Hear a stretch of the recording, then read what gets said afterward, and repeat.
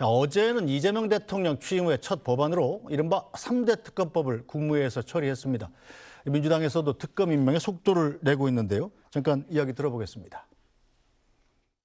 신속하게 한다고 하면 다음 주 초에 특검이 이제 임명이 될 가능성이 그런 부분은 다 이제 어느 정도 정리가 돼 있는데 의외로 추천자가 많아요. 특검 후보들을 좀 꺼려한 분들이 많이 있을 것이다. 왜 그러냐면 변호사 개업을 3년 동안은 못 한다고 하더군요. 보수를 주는 것도 아니고 여러 가지 어려움이 있기 때문에 그랬는데 추천이 많이 들어왔어요. 많이 들어왔습니다. 네, 의외로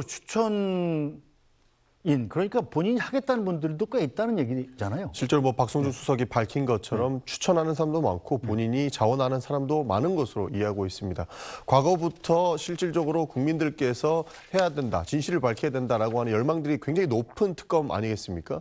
심지어 내란 특검 같은 경우에는 그때 12.3 비상계엄을 어떤 방식으로 했는지 실체적 진실을 밝히고자 하는 사실 그런 열의가 넘치는 특검으로 이해하고 있었는데 그 특검 이외에도 뭐 최상병 특검이나 김건희 여사 특검 같은 경우에도 본인이 자원하거나 추천한 사람이 많다라고 하는 것은 이 실체적 진실을 실제로 밝히고자 하는 그런 의지가 많이 담겨 있다 이렇게도 볼 수 있을 것 같습니다. 네, 자 박정화 의원 일단 국민의힘에선 이재명 정부 1호 법안이 민생이 아니라 정쟁이다.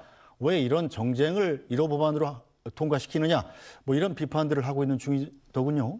좀 아쉬운 점이 있어요. 그러니까 좀 전에 저희가 주식시장 얘기했지만은 그래도 1호 법안은 좀 민생과 관련한 법안을 아니면 또 다른 우리나라가 혁신하는데 어떤 의미가 있는 상징적인 법안이 처리가 됐으면 좋았겠는데 아쉽게도 특검 3대 특검법이라 지난 문재인 정부 시절에 국정과제 1호가 적폐청산 이렇게 해서 한동안 굉장히 시끄러웠었잖아요.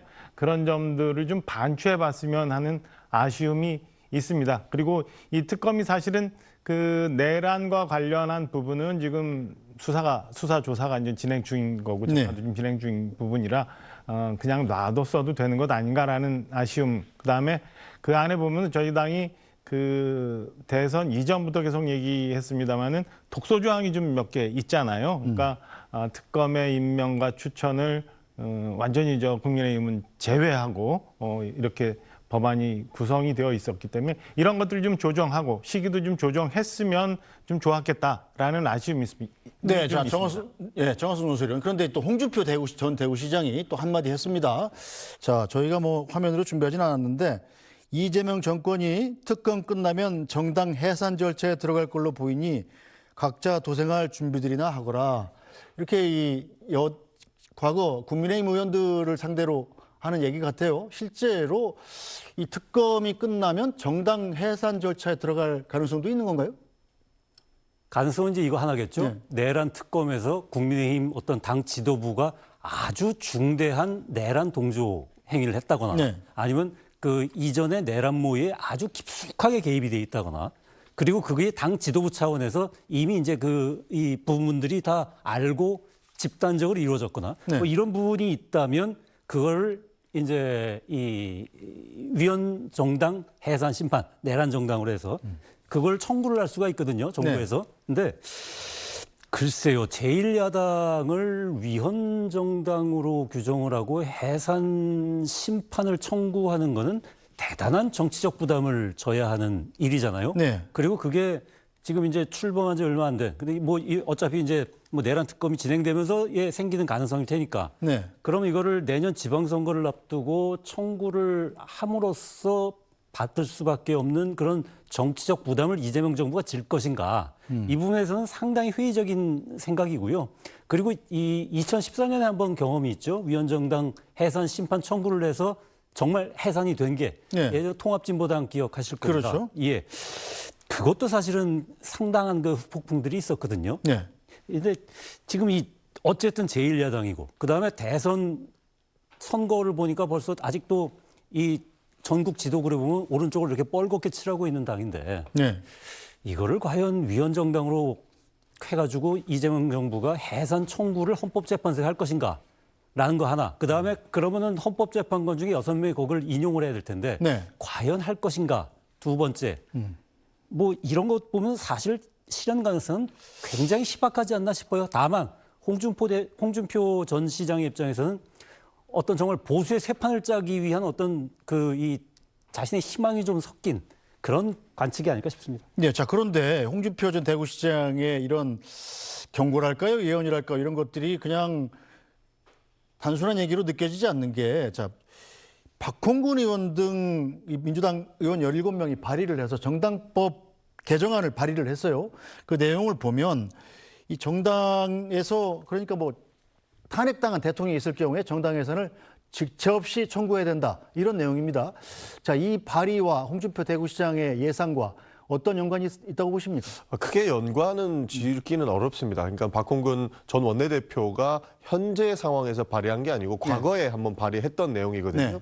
그것이 그때 당시에도 굉장히 논란이 있었는데 실제로 그렇게 대통령이 탄핵된다고 해서 즉각적으로 위헌정당 심판이 청구될 수 있는 상황적 측면이 저는 마련되지 않았다고 봅니다. 사실상의 위헌정당과 대통령의 탄핵과는 전혀 무관한 내용으로 흘러갈 수 있기 때문에 해당 부분이 마치 지금 홍준표 대구시장이 이야기한 것처럼 바로 직결되지는 않는다라는 말씀을 좀 드리는 것이고, 지금 국민의힘이 위헌정당 심판을 받는데 정화선 노선님께서 잘 말씀을 해주셨지만 이 내란, 그러니까 12.3 계엄을 해제하는데 추경호 원내대표라든지 여러 국민의힘 의원들이 혹시라도 그 국회의 표결을 방해하는 행위를 했는가, 이것이 미리 알고 있었다든가 이런 내용들이 밝혀지지 않는다면 사실상 위헌정당 심판을 청구할 수조차 없는 상황적인 측면이 되는 겁니다. 네. 그래서 첫 번째 말씀하신 것처럼 연결을 직결적으로 할 수 있느냐는 저는 아니다라는 말씀을 드리는 것이고, 두 번째도 직접적으로 정화선 노선의원 말씀하신 것처럼 이렇게 정치적 부담이 굉장히 큰 부분이기 때문에 이 부분들은 아직까지 사실 민주당 내부에서도 논의조차 되고 있지 않는 부분입니다. 네. 그런 점을 좀 감안해 주셨으면 좋겠습니다. 자, 박정화 의원께서는 네. 홍준표 대구시장의 경고 어떻게 받아들이십니까? 글쎄 뭐 위헌정당 해산 심판 건에 대해서는 두 분 말씀 주셨으니까 네. 그건 더 말씀 안 드려도 되는데, 그 홍준표 시장이 저희 당에 굉장히 오랫동안 계셨잖아요. 30년 이상 계셨고 대선 후보도 했고 대표를 2번이나 하셨어요. 그리고 이번 대통령 후보 경선에도 참여해서 끝까지 하시다가 정계 은퇴하고 가셨잖아요. 탈당을 하면서.